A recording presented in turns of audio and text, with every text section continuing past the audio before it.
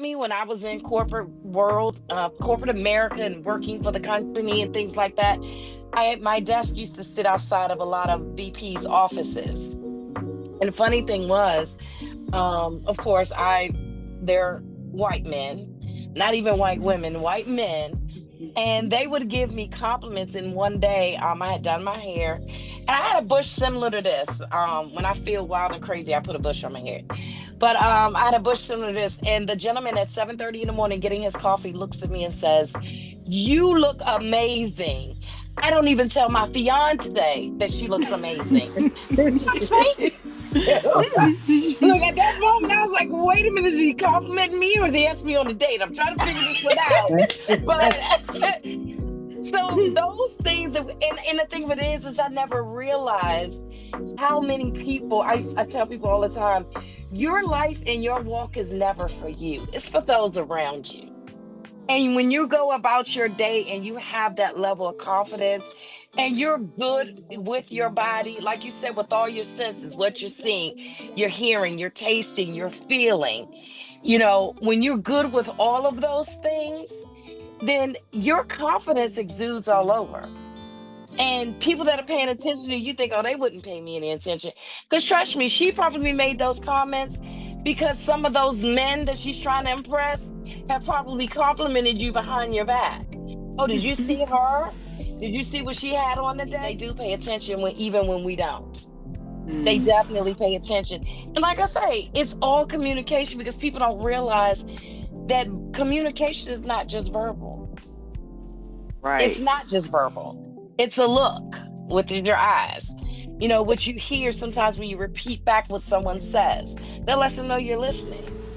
Now in the workplace, a lot of times we're doing remote work, but when we were in the office, definitely with HR and all this other stuff that came up, it wasn't off limits to kind of, hug a coworker or something. Now they make such a big deal out of it.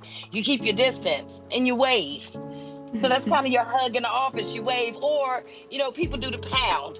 Those things are what they do to kind of keep it friendly so no one thinks that just because you all have some type of close contact for whatever reason, working together, working on something, that there's anything that's inappropriate.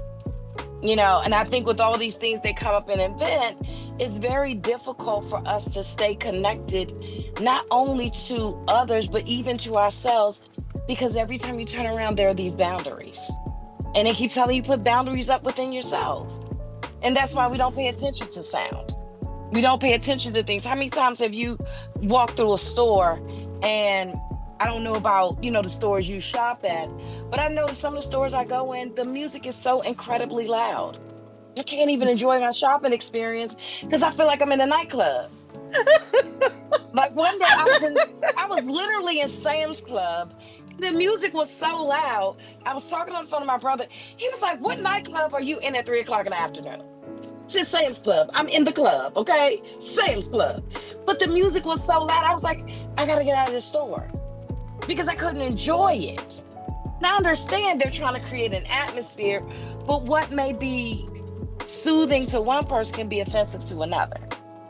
And I mean, it was just so loud, but all the people at the checkout stands, we're all looking around like, why is this music so loud? Like, really, what's going on? Or even when we're out somewhere. Have you been in a store and heard a crying child? Now, all of us are mothers, and we passed that stage of the babies crying, and we understand that struggle. We definitely understand that. But how many times have you been around a child, and that child is crying, and you're looking for the parent, like, who is going to get that child? I mean, who's going to get that child? Because, like, I get it, but at the same time, are you paying attention to how this affects other people? And did you notice how that makes you feel in your body? Like a crying child.